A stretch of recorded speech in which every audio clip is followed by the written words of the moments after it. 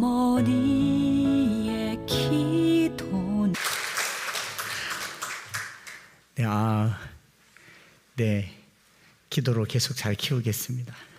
저희 교회가 303 비전 꿈나무 합창단 보유교회입니다. 네, 잘 기도로 키우고 또 우리 청년들, 청소년들 이렇게 파워풀하게 댄스하는 거 처음 봤습니다. 무한한 가능성을 받고 계속 기대하겠습니다.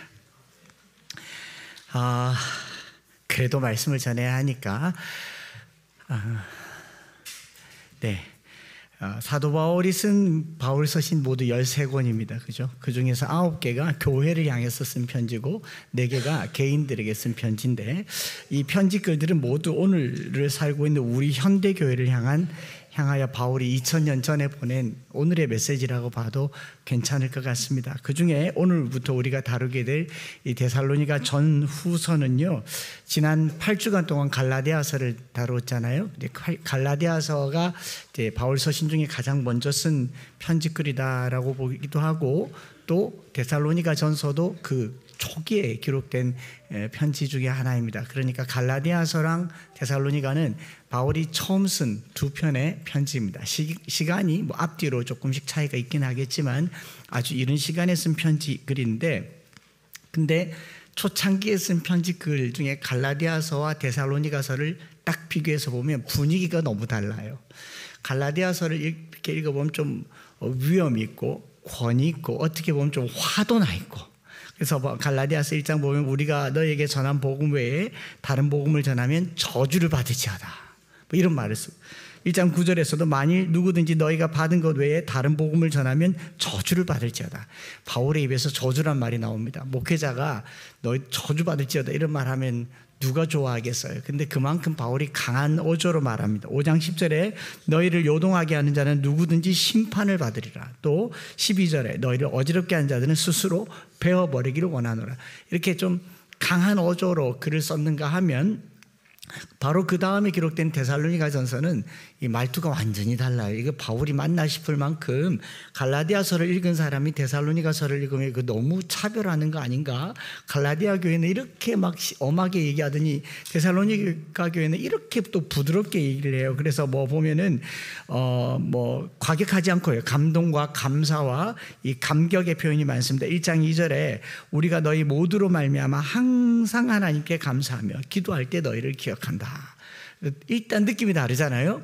또 1장 4절에도 하나님의 사랑하심을 받은 형제들아 너희를 택하심을 아노라 이렇게 말하고, 2장 13절에도 이러므로 우리가 하나님께 끊임없이 감사함은, 데살로니가 교회 자체가 바울에게 감사가 되는 거죠. 3장 7절에 너희 믿음으로 말미암아 너희에게 위로를 받았다, 위로까지 받았대요. 지금 갈라디아 교회를 생각하면 막 화가 치밀어 오르는데 데살로니가 교회를 생각하면 위로가 된다. 도대체 뭐가 다르냐? 편지를 쓴 사람은 한 사람인데 내용이 다른 것은 두 개의 교회가 다르기 때문 아니겠습니까? 그래서 바울이 데살로니가 교회를 남다르게 여기는 여러 흔적들을 볼 수 있다는 겁니다. 특별히 1절에 보면요, 바울 서신의 모든 편지글, 로마서, 고린도전서, 에베소, 빌립보, 이 모든 서신에는 바울이 자기를 소개할 때 예수 그리스도의 사도된 나 바울은 너에게 편지하노니, 사도라는 말을 써요. 그러니까 나 목회자는, 나는 신학 박사 아무개는 자기 지위를 쓴단 말이죠. 지위를 쓴단 말은 그만큼 권위가 필요한, 권위 있는 글이다라는 말로 쓰는 건데, 빌립보서, 빌레몬서, 데살로니가 전후서 딱 요 세 권에만큼은 사도라는 말을 쓰지 않아요. 1장 1절에 보면 바울과 실로아노와 디모데는 하나님 아버지와 주 예수 그리스도 안에 있는 데살로니가 있는 교회에 편지하노니 은혜와 평강이 너에게 있을지어다. 이 말의 의도는 뭐냐면, 내가 사도라는 말을 쓰지 않아도 될 만큼 굉장히 친밀하고 친근하고 이렇게 좀 격이 없다라는 내용으로 이해할 수 있는 거죠. 그런데 데살로니가 교인이랑 사도 바울이랑 굉장히 친했는가 보다, 교류가 많았는가 보다라고 생각을 할 법도 하지만, 데살로니가 전서를 이제 시작하면서 데살로니가 교회와 그 교회에서 편지를 쓴 배경들을 이렇게 살펴보면 그렇게 친밀하고 끈끈한 관계일 수가 없는 상황이라는 것을 말씀드리려고 하는 겁니다. 데살로니가 교회의 배경은요, 사도 바울이 이 2차 전도 여행 때 제일 먼저 마게도냐 첫 성인 빌립보에 가서 복음을 전하죠. 그래서 교회가 세워집니다. 루디아라고 하는 자주장사 여인의 집에서 교회가 시작됩니다. 잘 되는 듯 싶었는데 이 귀신 들려 점치는 여종의 귀신을 쫓아낸 이 한 사건 때문에 이 수익을 얻지 못하게 된 주인의 이 소동으로 바울은 매맞고 감옥에 갇히고 감옥에서도 또 매맞을 위기에 놓여 있게 된 겁니다. 소란의 주범이 되어서. 근데 바울이 내가 로마 시민권자인데 나를 잃을 수 없다.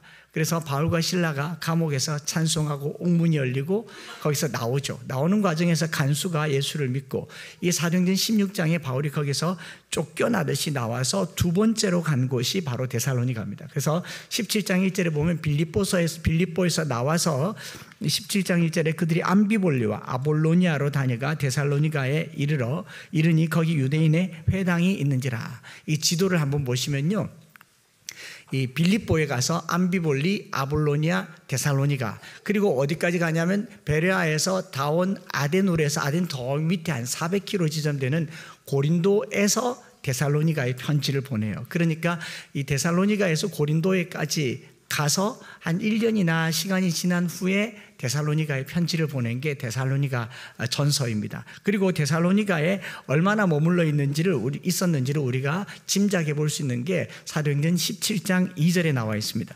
바울이 자기의 관례대로 그들에게 들어가 새 안식일에 성경을 가지고 강론하였다. 얼마예요? 새 안식일. 새 안식일이라는 말은 주일 3번이죠.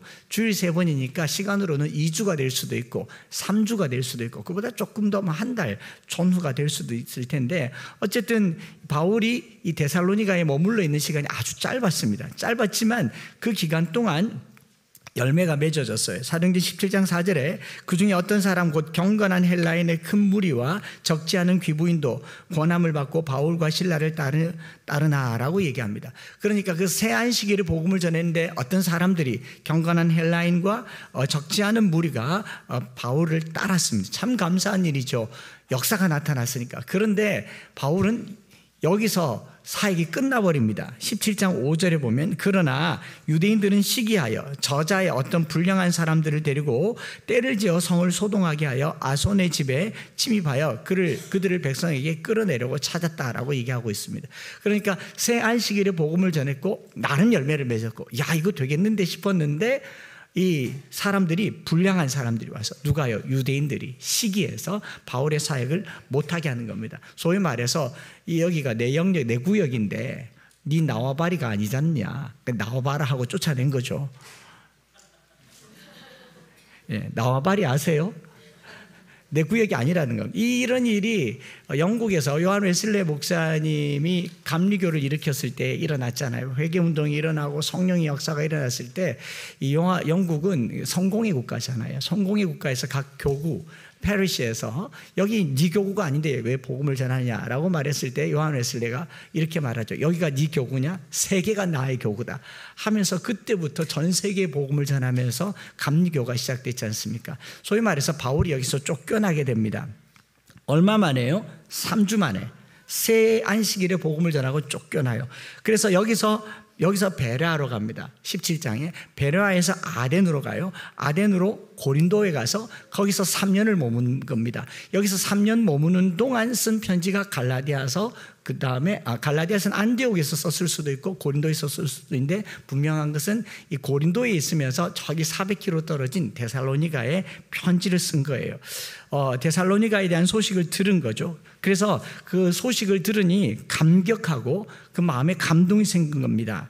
보통 이제 바울 서신을 보면요, 고대의 서신은 요즘처럼 그냥 이메일 보내고 문자 보내고 이렇게 편지글 보낼 만큼 쉽게 필기도구가 있었던 시절이 아니기 때문에 편지를 쓸 때는 목적이 분명합니다. 수신자와 발신자, 이 편지를 쓰는 이유, 이 본론이 많단 말이죠. 그런데 바울 서신에서 유난히도 데살로니가 전서는 1장과 2장과 3장이 다 감사와 감격, 기도, 문안 인사고 4장과 5장에서만 본론을 얘기해요. 다르게 말하면 본론이 서론보다 짧다. 인사가 본론보다 길다라는 게 이 바울 서신이란 말입니다. 그러면 바울의 심리적 상태를 알겠죠? 굉장히 기분이 좋고 마음이 좋고 감격이 있다라는 거죠. 고작 새 일에 새 안식일 복음을 전했고 데살로니가에서 쫓겨나듯이 남쪽으로 떠밀려서 베레아에서 아덴에서 고린도까지 장장 400km를 떠내려 내려왔는데 이 그 새 일에 동안 전한 복음이 데살로니가 교회에 어떤 일이 일어났길래 바울로 하여금 이렇게 감사와 감격이 일어나고 기도하게 되었는가? 그게 오늘 전하고 싶은 말씀의 핵심이죠. 그래서 바울이 감사하는 마음을 가득 담아서 기도하는 그 기도의 내용과 그들을 축복한 내용이 데살로니가전서 1장입니다.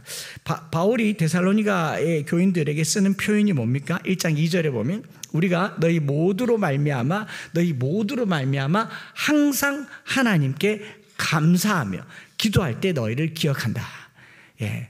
바울이 기억하는 사람 중에 한 교회가 되었다라는 거죠.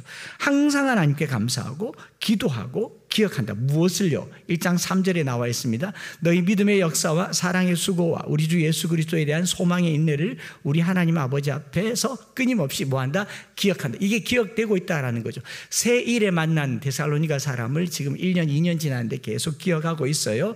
또 자신이 전한 복음이 아주 짧은 기간에 전해졌지만 그게 자신의 말씀이 아니라는 것을 더 확실하게 말합니다. 5절에 보면요, 이는 우리가 전한 복음이 너희에게 말로만 이른 것이 아니라 또한 능력과 성령과 큰 확신으로 된 것임이라. 우리가 너희 가운데 너희를 위하여 어떤 사람이 된 것은 너희가 아는 바와 같다. 이렇게 말하지 않습니까? 그러니까 이 바울이 짧게 전했지만 이 전한 복음이 능력과 성령의 큰 확신으로 된 것이다 라는 게 이 바울의 이야기인 거죠. 그런데 말이죠, 이게 여기서 끝난 게 아니고 이것이 소문이 나기 시작하는 겁니다. 소문이 나서 1장 6절부터 8절에 보면 또 너희가 많은 환난 가운데서 성령의 기쁨으로 말씀을 받아 우리와 주를 본받는 자가 되었으니 그러므로 너희가 마게도냐와 아가야에 있는 모든 믿는 자에게 본이 되었느니라.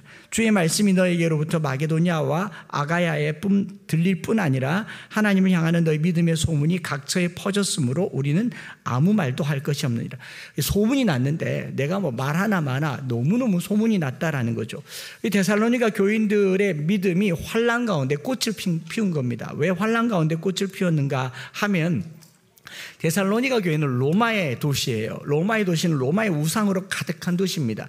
데살로니가에 바울이 새 안식일 동안 예수가 그리스도다, 이 예수가 죽은 자 가운데서 살아나셨고 하나님이 그를 살렸고 예수를 믿는 자가 구원을 얻는다라고 하는 이 한마디 말씀을 전했는데 이 말씀 때문에 데살로니가 교인들이 우상을 버리기 시작했다는 거죠. 예수를 쫓기 시작했다는 겁니다. 여러분, 로마 시대의 우상을 버리고 황제를 주라고 하지 않고 예수를 그리스도라고 한다고 하는 것은 목숨을 내놓아야 하는 일입니다. 로마 시대, 특별히 데살로니가 이 지역, 아덴을 포함해서 모든 지역에는요 우상이 가득한 도시입니다. 나무 한 그루를 심어도 신에게 가서 절하고 날받아서 풍수를 가지고 뭔가를 해야 되는 게 이게 데살로니가의 정서라는 거죠. 우리나라에 100여 년 전에 선교사님 들어왔을 때 이 나라가 어땠습니까?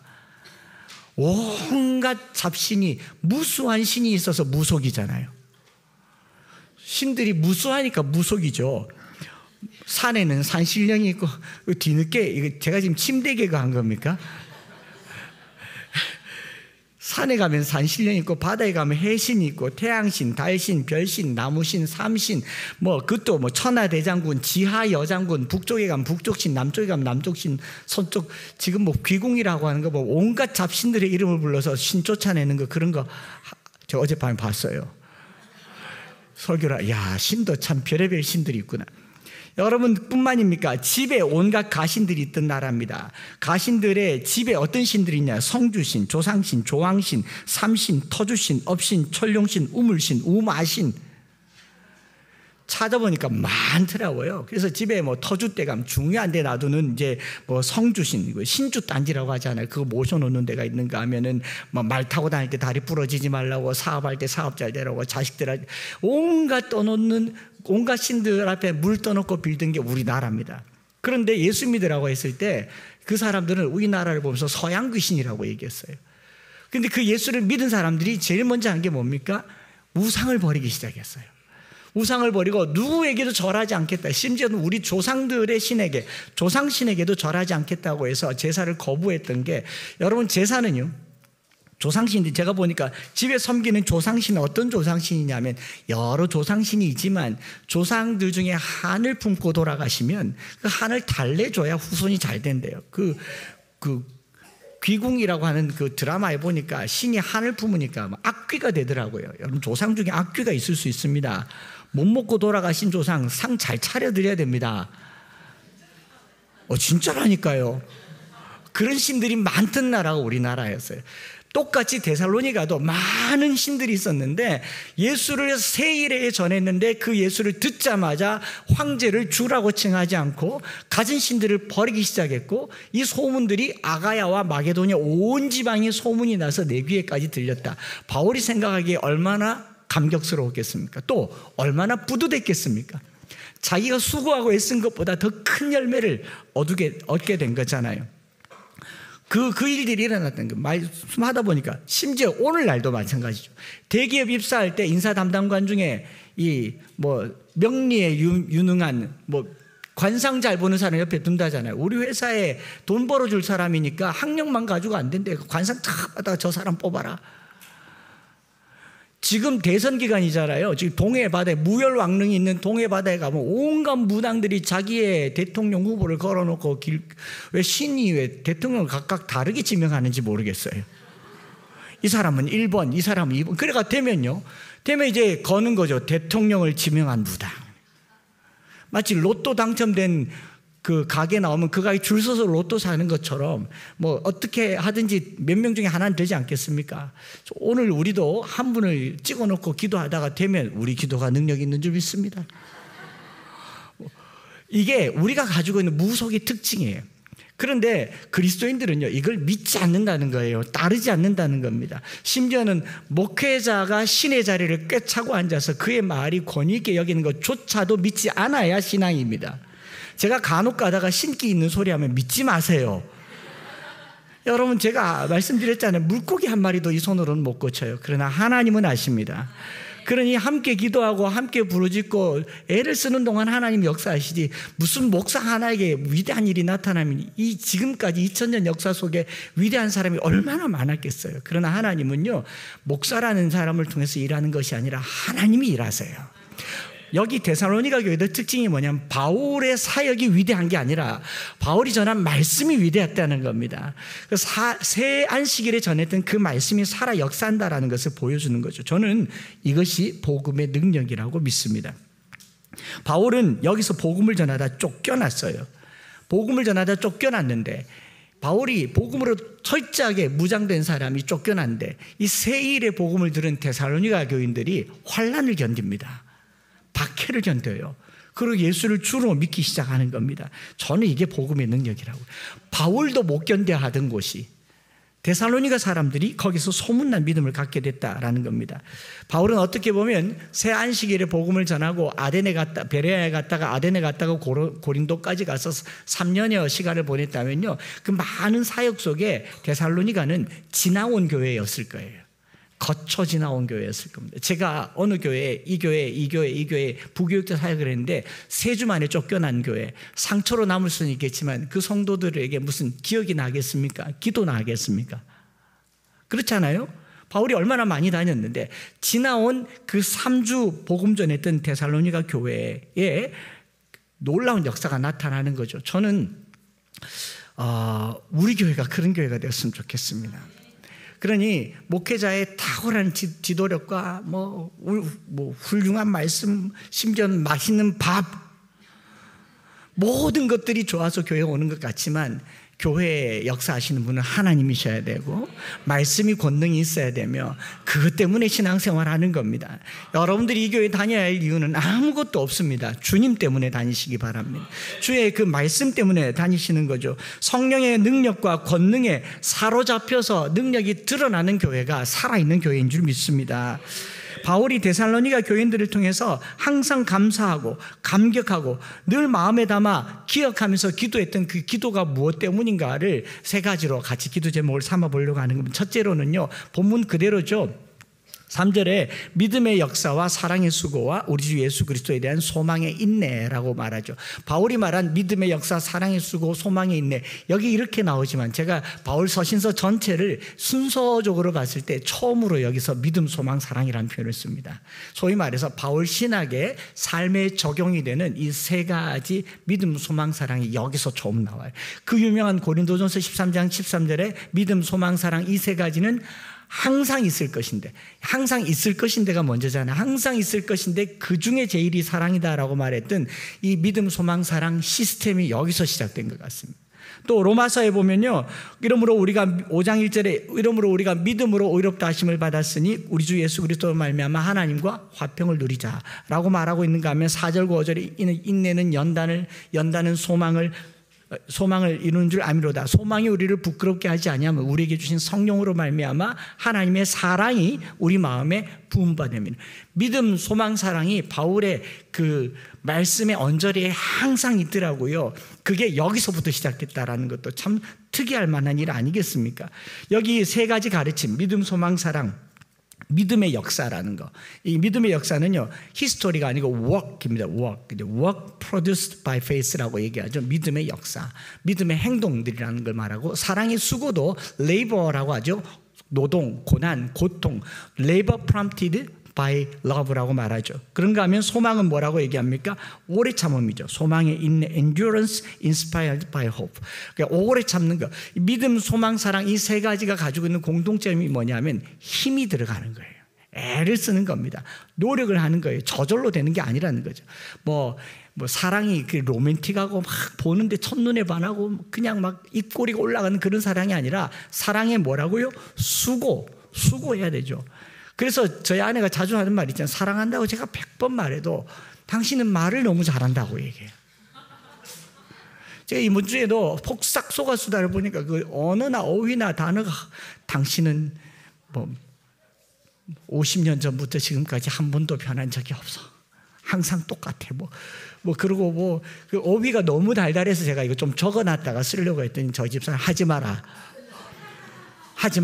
삶이 중요하다라고 얘기해서 여러분, 사랑은요 수고해야 돼요. 믿음도요 일해야 되는 겁니다. 소망도요 견뎌야 되는 겁니다. 이 힘이 든다라고 하는 거죠. 그래서 우리 복음주의 신학자 중에 유명한 존 스토트 목사님 이런 말을 하죠. 우리는 우리를 위해 역사하신 하나님을 믿습니다. 하나님께서 우리를 천국으로 인도하실 것을 소망합니다. 그래서 오늘 우리는 그 사랑으로 사랑합니다. 믿음, 소망, 사랑은 어떤 하나의 시스템이라는 겁니다. 우리 암송학교에서는 믿음, 소망, 사랑을 어떻게 해석해 보았냐면요, 과거에 하나님께서 우리에게 어떻게 일하셨는가를 보면, 기억하면 믿음이 생기지 않겠습니까? 주께서 우리에게 하신 일이 우리에게 믿음을 유발하는 겁니다. 주께서 우리를 이끌어 주실 천국을 소망하는 겁니다. 그래서 오늘 우리는 사랑하는 거예요.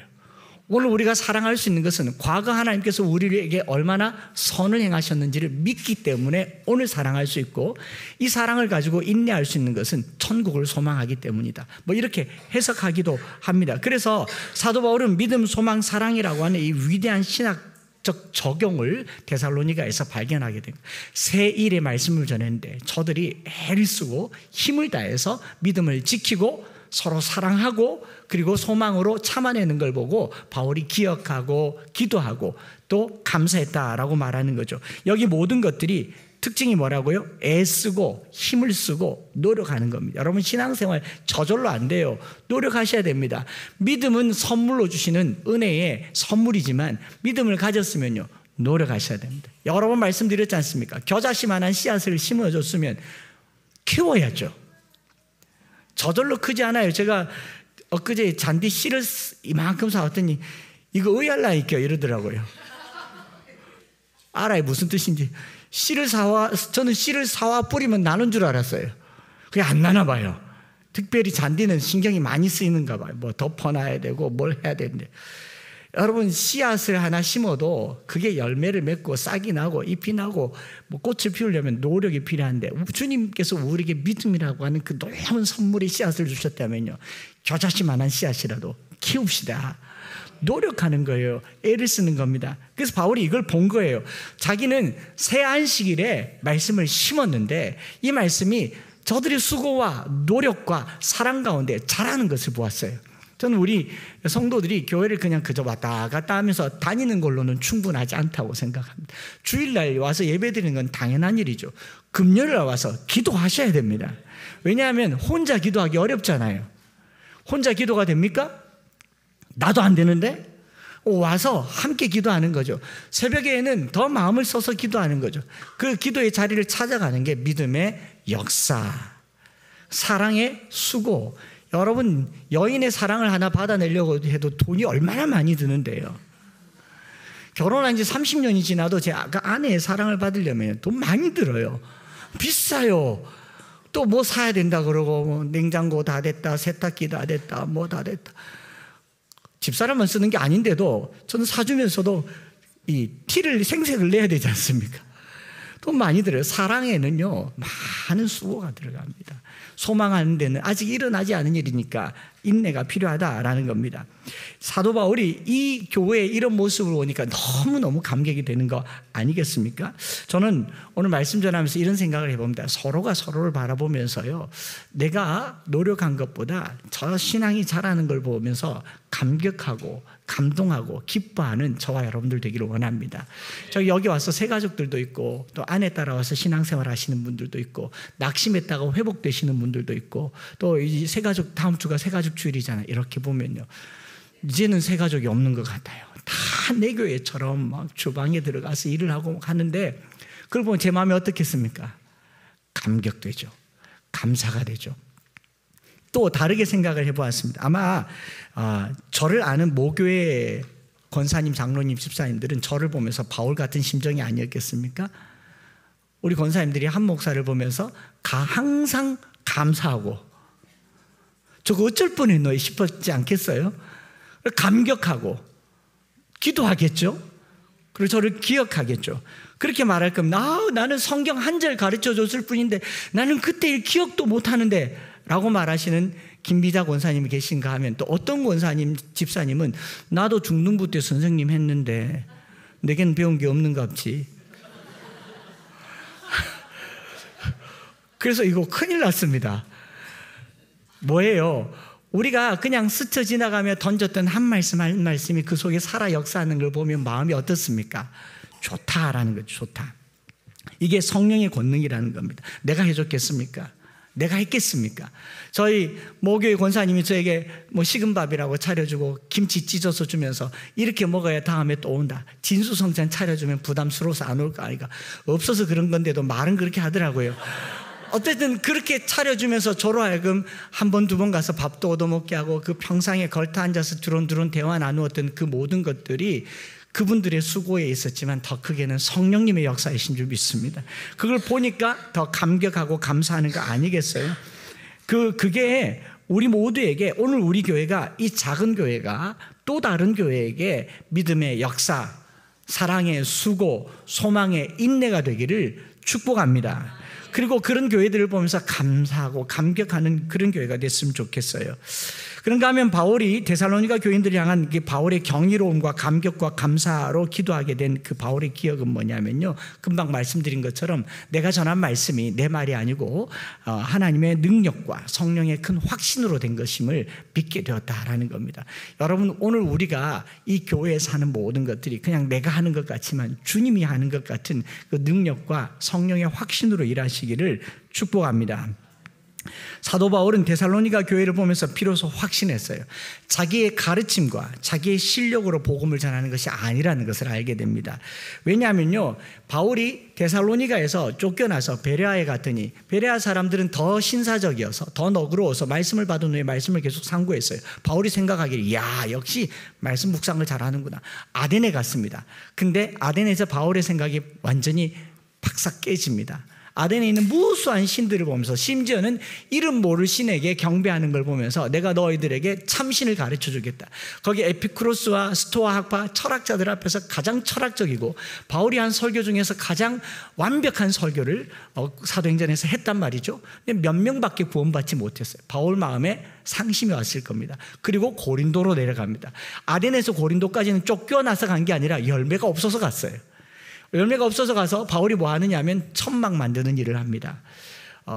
우리 말하기로는 텐트 메이커라고 얘기하잖아요. 자기 생계를 유지하는 일을 하는데 제가 봤을 때는 잠시 사역이 중지된 겁니다.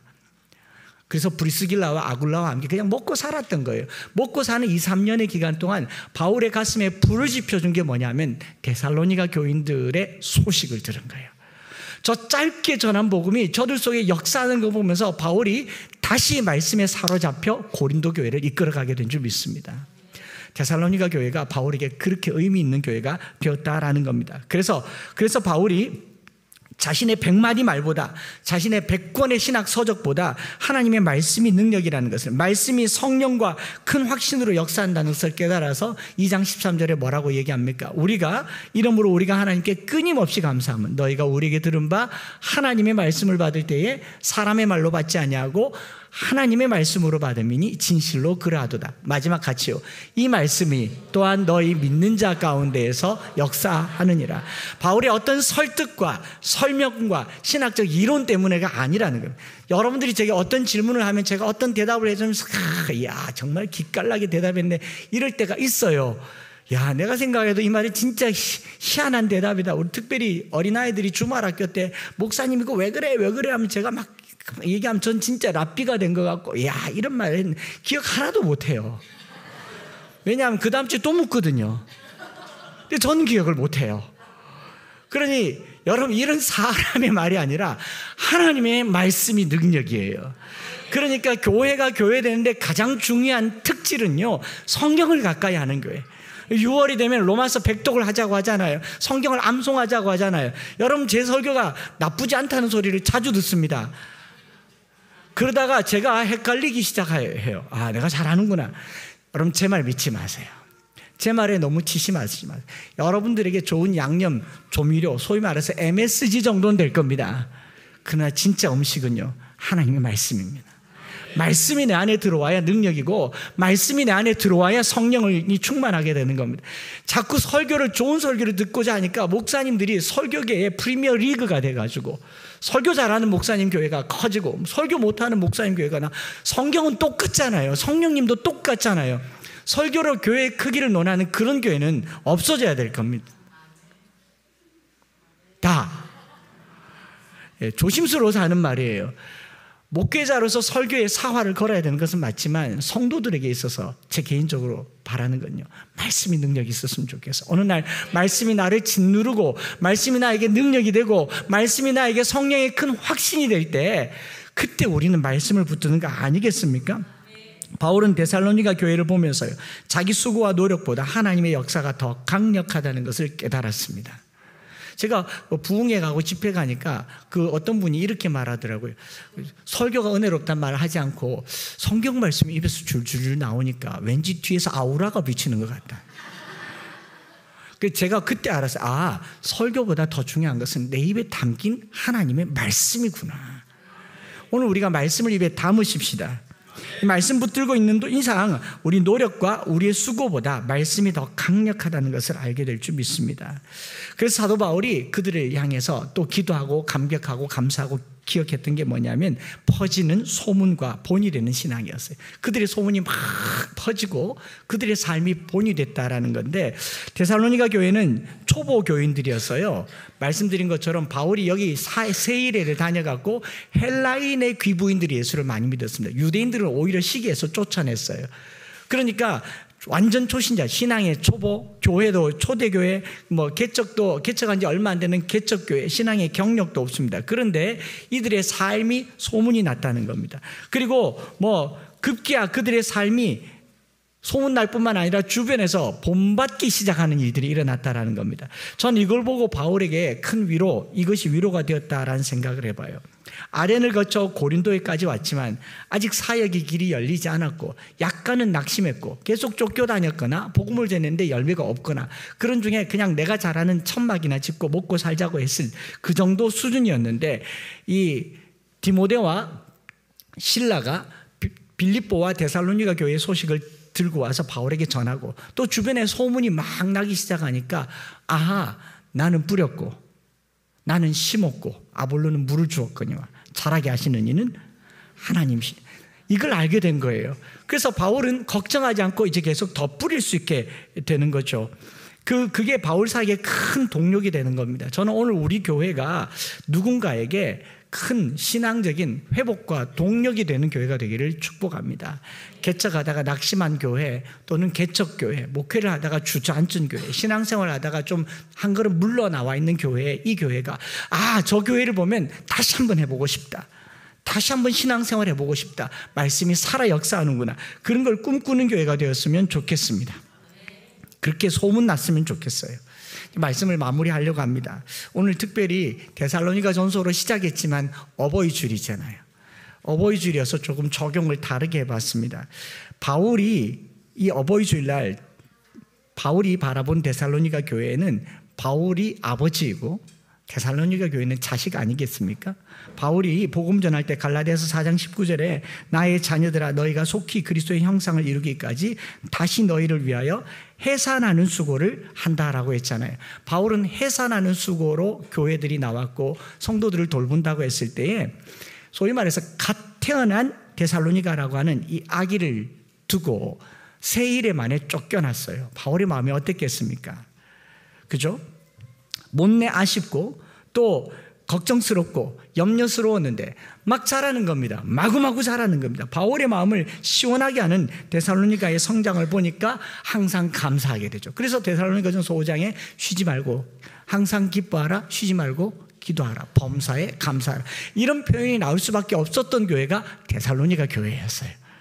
그러니 이 바울이 부모의 심정으로 데살로니가 교회를 봤는데 너무 감격스러운 거죠.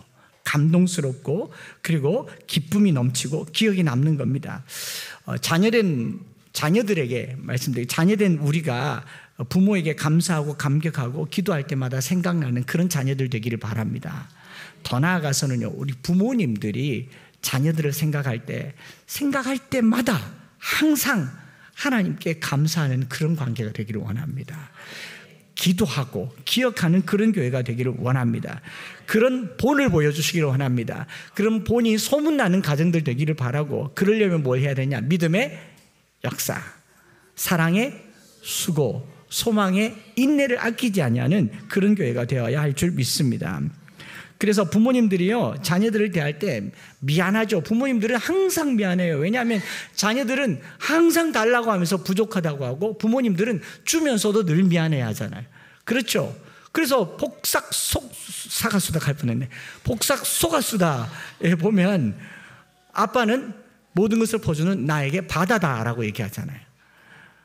한없이 퍼주는 게 부모이지만 퍼주면서도 마지막에는 미안하다라고 말하는 게 부모라면, 마지막에 아빠가 돌아가는 그 장면에서 주인공이 뭐라고 얘기합니까? 아빠 미안해, 아빠 사랑해. 죽을 때 얘기하지 말고 살았을 때 얘기합시다. 살았을 때 말해줘야 되잖아요.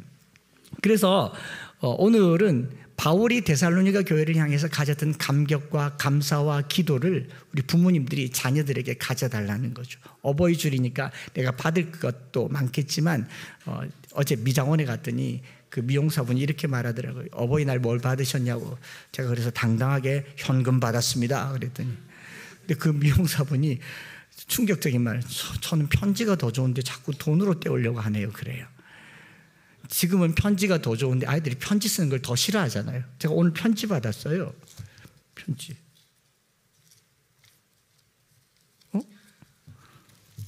편지를 두고 왔습니다. 책상에.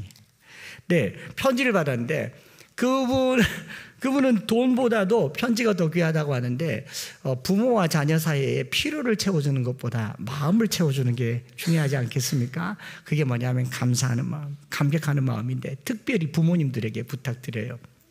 아이들 보면서요, 생각할 때마다 감사하십시오. 항상 감사하십시오.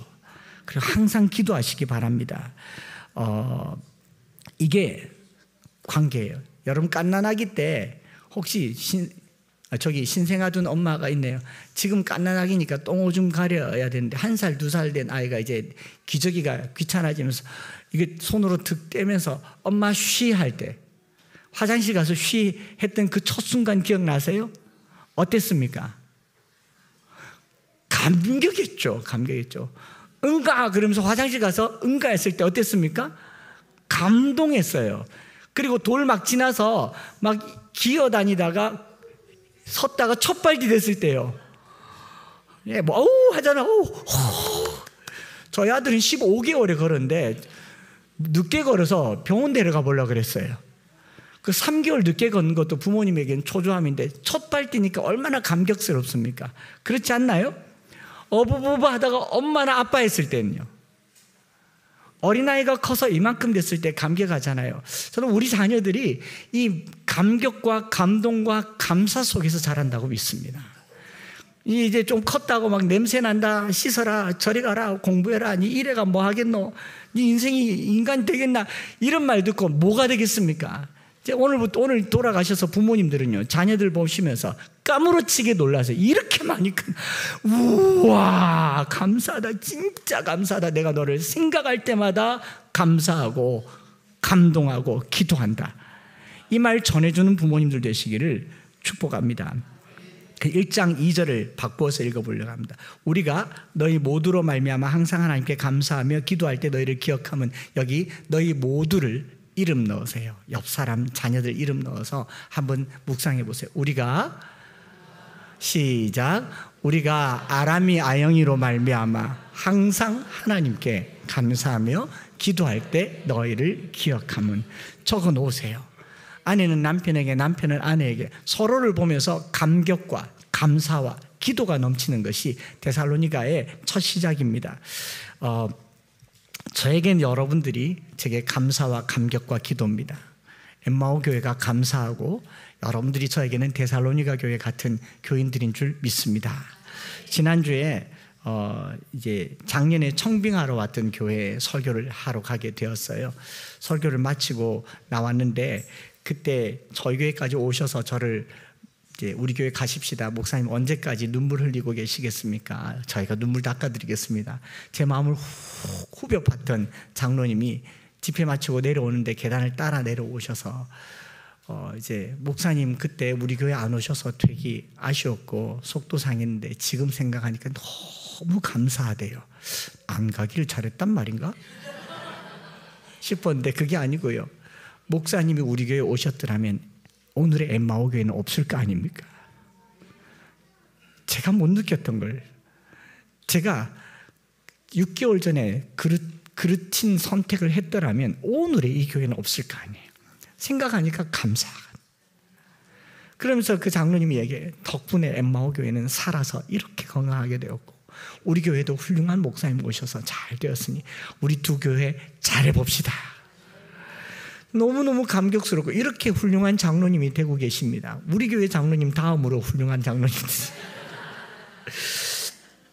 우리 장로님들은 더 훌륭하세요. 제가 청빙 이야기 딱 꺼냈을 때 장로님은 이렇게 말하더라고요. 안 할 줄 알았지만 그 선악과였습니다 그러더라고요. 따먹으면 큰일 날 뻔했습니다. 근데 지금 생각하니까 감사가 되죠. 감격이 되지 않습니까? 이런 과정에서 저와 여러분들이 서로를 향한 감사와 감격, 그 감격으로 매일매일 살아가고, 특별히 가족들요, 부모님은 자녀에게, 자녀들은 부모에게, 우리 어머니 아니었으면, 우리 아버지 아니었으면, 내 아들 내 딸 아니었으면 어떡할 뻔했나.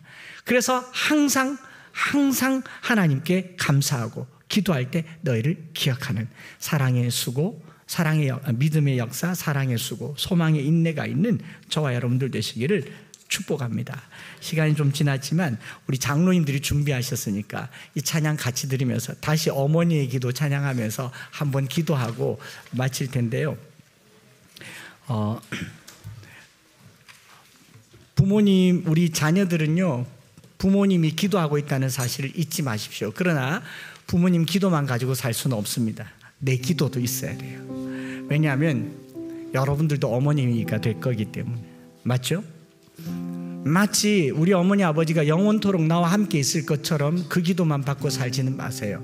우리가 기도하는 것은 우리에게도 기도해야 될 자손들이 있기 때문에 그렇습니다. 그래서 땅에 떨어지지 않는 기도를 우리 부모님들이 하시기로.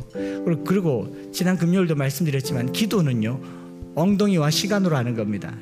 잠깐 와서 기도하는 게 아니고 길게 기도하고 그냥 부비대며 기도하고 때를 써서 기도하라고 하잖아요. 그렇게 열심히 기도하는 부모가 되도록, 또 자녀들을 향해서 감동하고 감격하는 부모가 되도록 우리 다짐하는 마음으로 이 찬양 드리면서 한번 기도하겠습니다.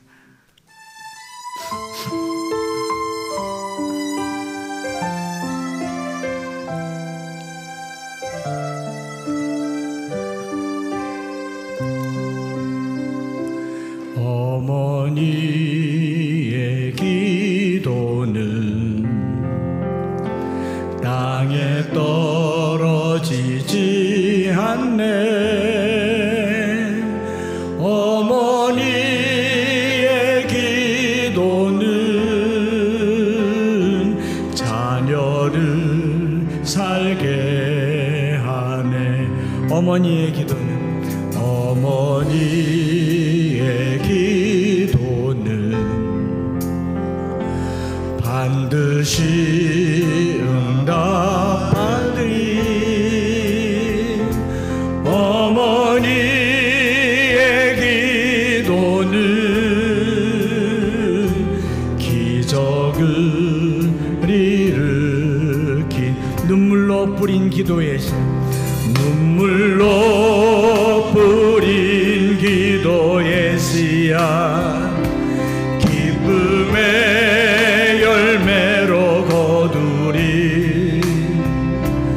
눈물로 심은 기도의 씨앗,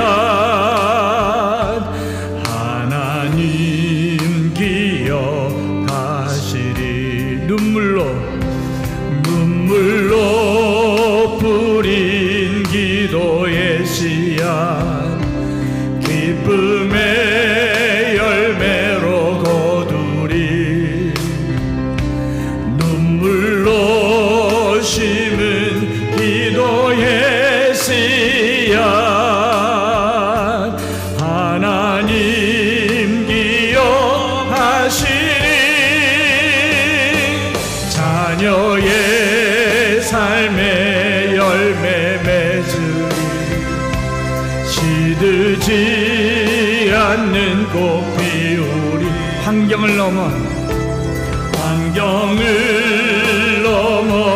역사하리라. 하나님 열매 주시리.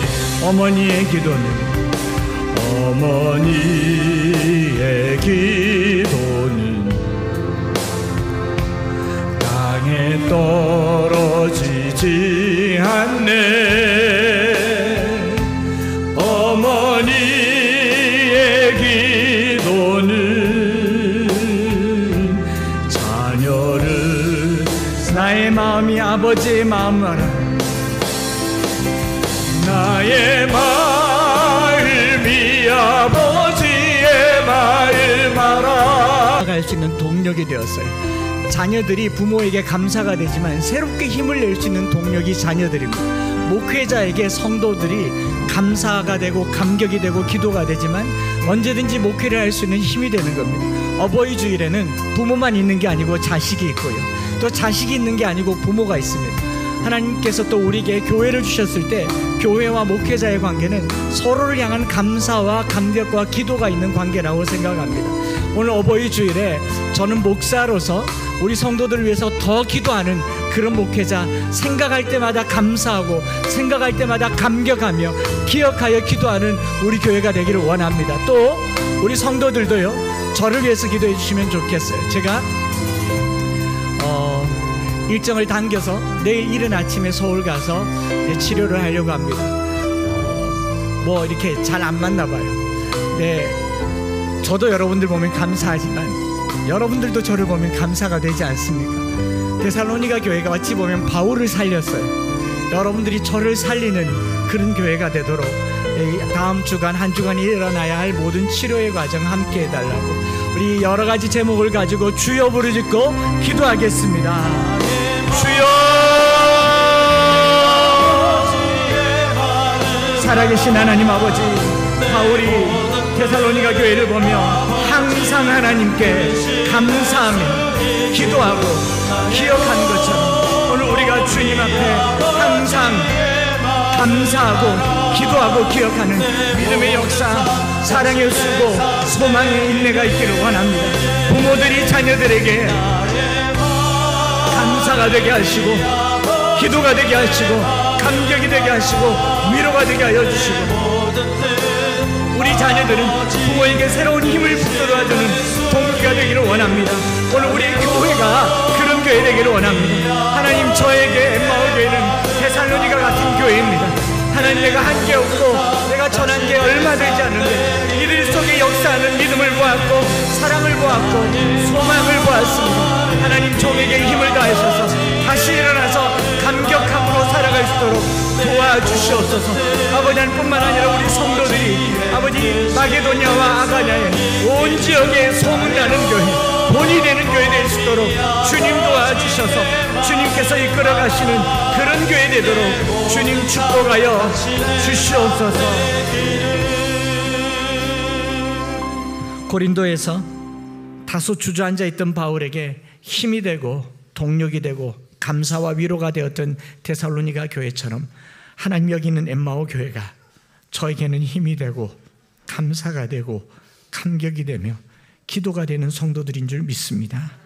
하나님 아버지, 우리가 서로에게 믿음의 역사, 사랑의 수고, 소망의 인내를 끊이지 않게 하게 하여 주시고, 하나님, 마게도냐와 아가야의 본이 되고 소문이 났던 것처럼 이 구석진 곳에 있는 엠마오 교회가 이 땅에 무너진 곳에 희망의 소문이 되게 하여 주시고 본이 되게 하여 주시옵소서. 하나님, 바울이 새 일에 복음을 전했는데, 새 안식일에 복음을 전했는데 그 열매가 컸던 것처럼 하나님, 종이 이 교회에서 한 것은 정말 없지만 하나님의 역사가 큰 것을 보게 하여 주시옵소서. 사람이 커서 교회가 큰 것이 아니라 하나님의 말씀이 능력과 성령의 큰 확신으로 된 것을 다니면서 느끼게 하여 주시고 누리게 하여 주시옵소서. 오늘 특별히 어버이 주일에 부모님들이 자녀들을 생각하면서 항상 감사하고 하나님께 기도하고 기억하는 위로가 되는 자녀들 되게 하여 주시옵소서. 아쉬운 것도 많고 기도 제목들도 많지만 하나님, 지금까지 살게 하시고 인도하시고 지켜주신 하나님 감사합니다. 저 아이들 속에 믿음의 역사와 사랑의 수고와 소망의 인내가 자라게 하시고 본이 되게 하여 주옵소서. 뿐만 아니라 우리 자녀들이 나이든 부모님들에게 새로운 동력이 되기를 원합니다. 자녀들을 바라볼 때 부모님들이 새 힘을 얻어서 더 기도하고 더 부르짖는 능력을 얻게 하여 주시옵소서. 이 관계 속에 우리 엠마오 교회가 더 든든히 서가고 부모와 자녀의 사이가 더 든든히 커가는 귀한 과정이 되게 하여 주시옵소서. 오늘도 주님 앞에 나와서 예물을 드립니다. 드려진 예물을 주님 받아주시고 이 땅에 쓰여질 때 누군가에게 소문나고 본이 되고 사랑으로 수고하고 믿음으로 역사하고 소망으로 인내하는 귀한 예물 되게 하여 주시옵소서. 주 예수 그리스도의 크신 은혜와 아버지 하나님의 변함없으신 사랑하심과 성령 하나님 위로 교통 충만 역사하심이 부모와 자녀된 그 관계뿐만 아니라 목회자와 성도, 교회와 교회 속에 하나님의 말씀이 능력이 있고 권능과 성령으로 역사하신 것을 믿고 우리의 믿음 생활 주님 따라가기를 소망하는 사랑하는 모든 성도들 위해 이제로부터 영원토록 함께 있을지어다. 아멘.